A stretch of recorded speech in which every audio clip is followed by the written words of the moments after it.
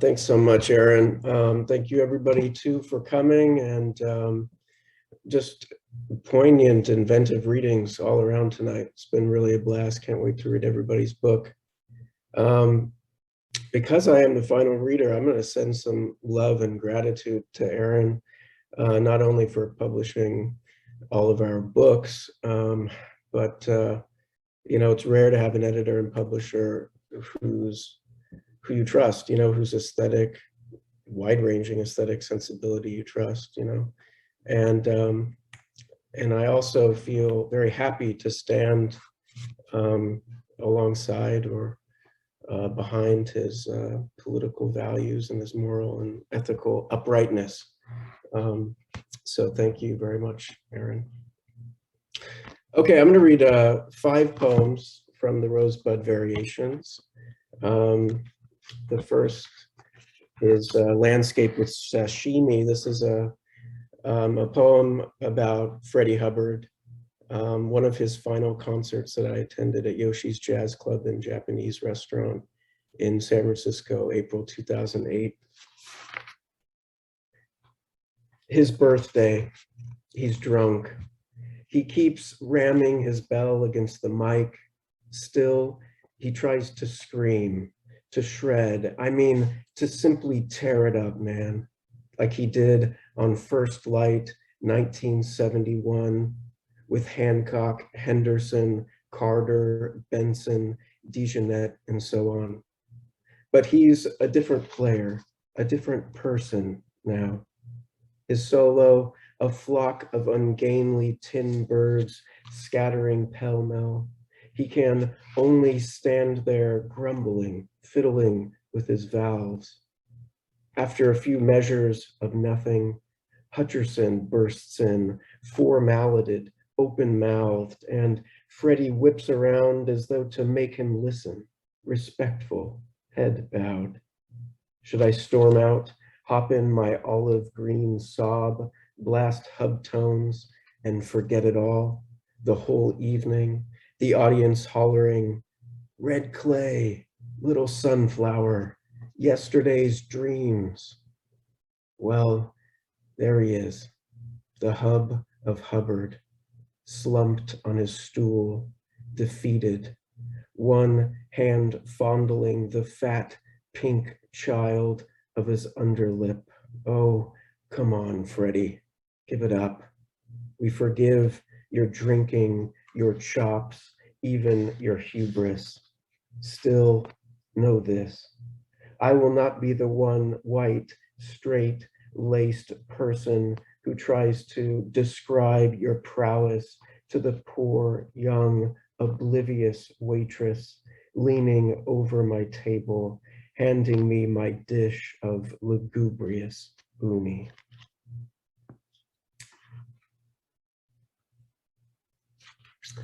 All right, the next, well, this book is dedicated to my longtime partner. We've been together 22 years, holy shit. But this is her favorite poem, so I'm gonna read it. It's called Arrangement Nuclear. We discovered our house was spheroid, like the earth. Our beds were afloat on moonlit carpets. Our daughter feverishly drawing circles in black crayon on butcher paper. Did she think she was stirring a potion, generating a storm? I used to write poems ending with lone boats creaking at sundown. All winter we perched on stools in our garage, piecing together scorched-edged shreds of a map. Our son gently pulled our eyelashes, or he squirmed his hands inside our mouths as though we were sock puppets. Suddenly, a dark wave of laundry crashed over us. I closed my eyes. I listened to womb noises. I tasted burnt toast in the air. Like the earth, too, our house was rotating. My partner wore a long, sheer nightgown that she swished around and around until she disappeared.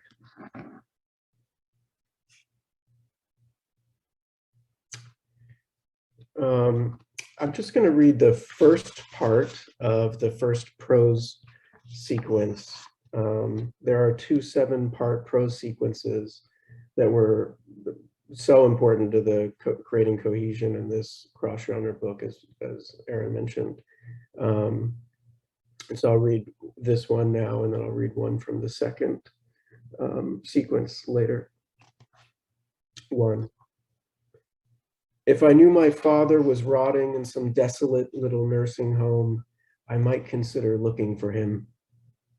Then again, if I could find a dead cockroach in the bottom of my coffee thermos, as I did this morning, I suppose I could find him ageless and beatific, maybe tearing a 4-wheeler through a field of mist. I once believed that if I could find my father in my imagination, what if I found him slurping oysters on the porch of a powder blue mansion? Then there'd be no need to look for him. I once believed, too, that if I did my mother's laundry, I could find in the bottom of her sock drawer a photograph of him manning a shrimp boat in a gale, so that if I lifted the socks, I could taste the electricity in the air. I could touch the bones in his face. I could smell his aftershave and his sweat. Now, however, it seems best for me to ignore the imagination. The poor kid bagging my groceries, if he happens to resemble me, is not my long-lost brother, for example. Indeed, if I hadn't this desire to find my father in a wheelchair under a fungus-ridden oak, as in an old Bergman film, I might not think about him at all anymore, about finding him and thence abandoning him in a vastness of wind-eroded stone. Even so, there appears to be a gulf between the mind and the world of action. My father, even if he'd abandoned me in person, had not necessarily abandoned me in spirit. Therefore, I begin to resort to my old habits. What if I found him calling me across a lake on a sapphirine morning? What if his own imagination, like an arm of charcoal smoke, was reaching for me?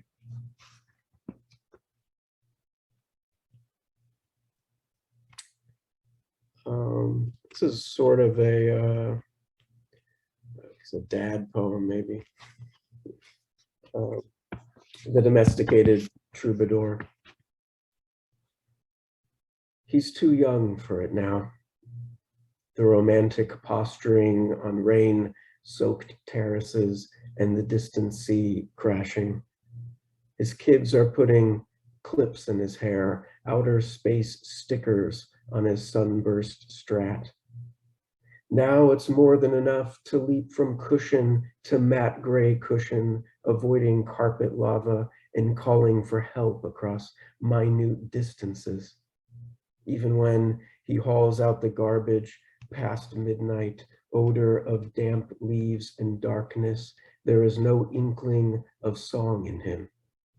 He's sure the romance will return someday in a sweep of cheat grass, cloud shadows drifting over his open palms. But then, where will his kids be? When again will he count with eyes closed, or rise from among their sleeping bodies so quietly he almost forgets his ancient calling, almost forgets to breathe? All right, and I'm gonna end with a longish prose piece, the 6th part of the 7-part piece that ends it. I'm kind of glad that the screen share is here because these are actually hard to read aloud. I was trying to write sentences the way Coltrane soloed. I could never match his virtuosity, but he has this way in which he never takes the mouthpiece out of his mouth. His phrases just keep going. So I was working with that idea. There's an epigraph from Michaud: "A people's dress tells one a great deal more about them than their poetry." Our grandfather's brown flannel suits tell us a great deal more about him than his poetry, more about him even than his tastes in music, polka and Dixieland and gypsy swing, nothing else. Though maybe less about him than his gestures, which are as rehearsed and grandiloquent as an old silent tragedian's. Today, for example, when my sister and I rang his bell after school, he promptly swung open the screen, clapped his heels together, lifted his chin, and, very butler-like, swept one arm toward his darkened, fusty-smelling interior. In his starched shirt and blue and yellow striped tie, he looked non-retired, a man still at the office crunching numbers or making sales calls, still married to our rosacea-cheeked grandmother who, chain-smoking Capri super slims, refurbished antique dressers on their back porch. Nothing at all like the retired widower bent just seconds ago over a poem, my body like a tamarind on a branch, in his study, listening to the hot fives. I realized, in fact, that our grandfather's suits are rather misleading. Because of them, he is mistaken for part of a community, one of many brown flannel suit wearers, as opposed to what he is, an isolato, on the fringes of even his own family, which may incidentally account for the grandiloquence of his gestures. If he felt close to us, would his arms, after escorting us into his living room, really dart and waggle over his leather sofa, as though playing stride and boogie on the keys, beckoning us to sit? He soon popped King Kong into the VCR, gave us each a Klondike bar, an after-school ritual, and then retreated down the shag-carpeted hall and into his study. We never stayed more than 15 minutes. Now at dusk, walking the winding creekside paths behind his neighborhood, running our fingertips along the brown flannel pads of cattails, I wonder too whether he would have, if he felt close to us, any desire at all to write poetry, to perpetually address with a dull pencil his late lamented you, car accident on our way to Rayleigh's for asparagus and eggs, to grasp as it were at nothingness, page after empty half page, a disembodied gesture, no less grandiloquent, in the presence of actual flesh and blood. The writing of poems is no doubt a lonely enterprise, and lonelier still to write them in such a public upper middle class uniform. I always imagine poets draped in heavy robes. Still, the scratchy music issuing from our grandfather's old Victrola in the corner of his study, causing his neighbors to slam shut their windows or, after midnight, swing open their shutters and bark at him to turn it down for Christ's sake, announces his isolation, creates around him an impenetrable enclosure, a carapace of brass and reed improvisation. Right now, however, Django and Grappelli are playing, quite softly too, and my sister and I, peeking over his back fence, tippy-toed on the sun-bleached plastic milk crates that Hmong fishermen use for stools on Sunday mornings, see our grandfather standing among antique dressers on his back porch, just looking out over the green sea of his overgrown yard. Suddenly he plucks from the ceramic ashtray one of a gazillion stale accordioned cigarette butts, which he then presses counterclockwise against his lips, smearing ash, and after a minute places a little erotically, a lot eucharistically, on his outstretched tongue, an image he may later insert into a poem, whoever is bereaved enough to eat the past.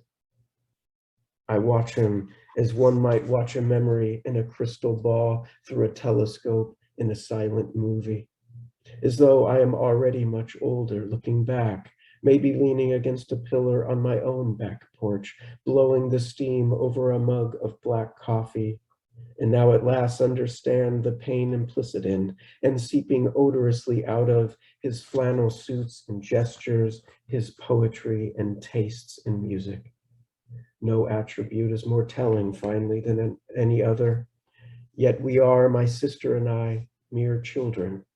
We haven't the means or the desire to comprehend, much less breach the old man's self-protected psyche.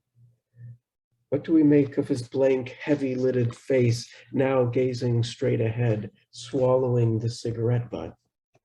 Not much, I tell myself, as we pitch the milk crates back toward the edge of the creek.